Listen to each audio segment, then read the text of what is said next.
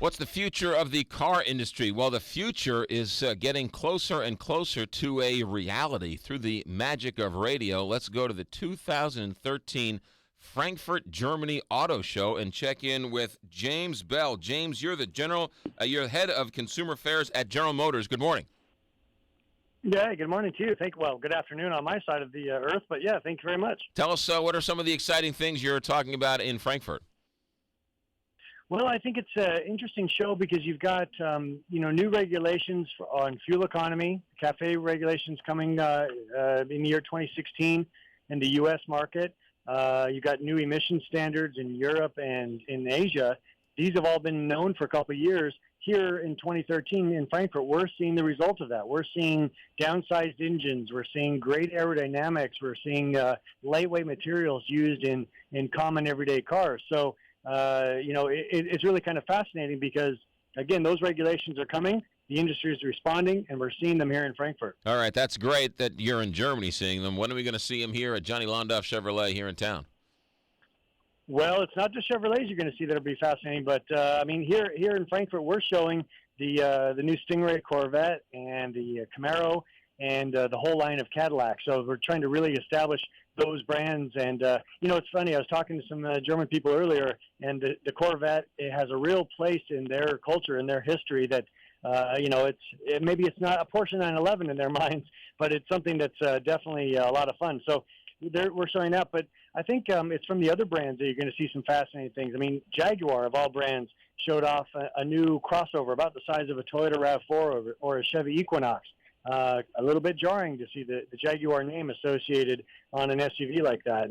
And just seeing a new Mercedes small crossover as well. So it's just kind of a fascinating time in this industry because brands you wouldn't expect are kind of getting more towards entry luxury and downsizing. Talk about the technology of the miles per gallon. Talk about the technology inside the car as well. What can we look forward to there? Well, you're going to see a lot more electrification. Vehicles like the Chevrolet Volt, the Nissan Leaf, in very short order, they're going to be seen as kind of being the grandfathers of this change. I mean, here in the Frankfurt show, we saw BMW show a plug-in hybrid version of their X5 SUV. So basically a Chevy Volt type BMW SUV, if you will. We've got big Mercedes S-Class limousines that are now hybrid. So I think when it comes to technology and getting the mileage that we're looking for in the future, there's going to be a lot of electrification. So my personal view is in the next couple of years, you're going to get picked up at the airport by a friend or a family member, and their car is going to be electrified, and you probably won't even know it. One of the main reasons why the electric car hasn't taken off as well as it could have is because of the price. So the price is starting to come in line with the gas-powered cars. Yes, in fact, Chevrolet dropped the price on the Volt about $5,000 a few weeks ago. Nissan dropped their price on the Leaf about $8,000 a few months ago. The way I see this, obviously, if you get the price down, that does help. But the people that own these vehicles, they are saving tons of money. The average Volt owner is going to the gas station once every 1,000 miles. And so, the entry barrier for getting some of the electrified cars today might be a little bit higher than you expect, but the cost savings stack up so quick that I think that's why we're really starting to see this stuff kick on. The industry never expected them to take off like wildfire. It's going to take some time for people to adjust because this is a transition not that dissimilar from when we went from horse-drawn carriages to motorized cars. You see the future not too far away. You're going to have gas stations or businesses with electronic hookups so you can hook up your car while you're at work. What I think you're going to see first is charging stations at public areas like in front of Starbucks or at the library or grocery stores. Those places that you frequent on a regular basis, you might drop in for 20 minutes, get your latte and have a look at the newspaper, and that could be the perfect time to do a fast charge. And I think businesses that get involved in that think about installing these chargers in front of their places, they're going to draw a lot of customers who are looking to use, if I could go to a grocery store where I could charge my car at the same time, then that's the one I'm always going to frequent. Yeah, interesting. James Bell with us, head of consumer affairs at General Motors at the Frankfurt Auto Show. What about inside the car? Bluetooth technology, Pandora, all that stuff. What can we look for with that? You're just going to see more and more integration, such to the point that when you sit down in the car, your car is going to recognize your phone, and it's going to give you access to features that are safe, that are smart.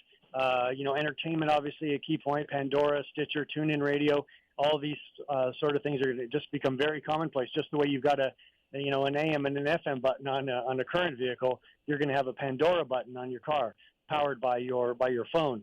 But again, I think there's a real focus on making sure it's safe and it's smart. And I don't see us reading our Facebook statuses anytime soon while you're driving down the road. Here's what I don't understand, and here's what I would recommend, James Bell. Since you didn't ask me, I'm going to tell you. Go ahead. There you go. Why not open up my screen on my Chevy Cruze so that I can download my radio station's app so that shows up on the screen. So instead of Pandora or next to Pandora, I can tap my radio station and I can have it on my screen whenever I want it. Well, there is an app that we do have connection to, which is called TuneIn, which you could then program in your radio station, and wherever you are around the country, you could always have that available. The issue with having that available right on the dash of your car or on the screen like that is just having the consistency. And, I mean, if we opened up that part of the screen, you're now looking at so many different applications that would need to, hundreds and thousands of them, and making sure that they work right every time, the first time, and have that consistency is a little bit daunting. I mean, think about how many apps, that you put on your iPhone that sometimes stumble because they didn't download properly. So I think you're going to find ways to get, to your radio station, as you say, just maybe using an intermediary like TuneIn. Interesting. I don't really care about any other radio station. I only really care about mine. Oh, well, that's fine. Me too. All right. Fair enough. Last question for you, James Bell. When is General Motors going to come out with a car where I won't have to drive it and it'll drive itself? Well, I can't tell you very deep specifics on it, but before the end of this decade, there will be vehicles from our Cadillac brand which are going to have something called Super Cruise. And it doesn't mean you jump in the car and push a button and say, take me to the grocery store. It's not going to be that level of automation, but it's basically going to be using lane departure warning systems, radar-based cruise control that watches the cars ahead of you, all the systems that we're already using in today's modern cars, but basically pack them all up in one brain. So when you're on the highway, going a long distance and you're just going to be cruising for some time, you push the Super Cruise button and all those different technologies will come into play and allow you to take your hands and your feet off the controls. We obviously say keep your eyes on the road. It's not for going to sleep or anything like that, but we're just on the edge of having cars that are going to do those things. So again, those long distance kind of boring drives for us. So you'll be able to, GM car will be able to not only take your foot off the gas, but take your hands off of the steering wheel. Absolutely. No, it'll use, again, all the technologies that we already see on cars, all the different radar and sensor-based technology that's really used just primarily for safety today. It's all going to be integrated, and all those technologies will speak to one another and keep you guided down the road straight and safe. Pretty exciting time to be in the car business, is it not, James? It sure is. I couldn't be happier. There you go. GM's James Bell, live from the Frankfurt, Germany Auto Show, head of consumer affairs. James Bell, thanks for joining us, and be safe out there. All right. It's my pleasure. Thank you. You got it. There you go. In terms of full disclosure, I am a fan of GM. I got my Chevy Cruze in the parking lot, and I love it. By the way, you want to get your Chevy Cruze? Johnny Londoff Chevrolet.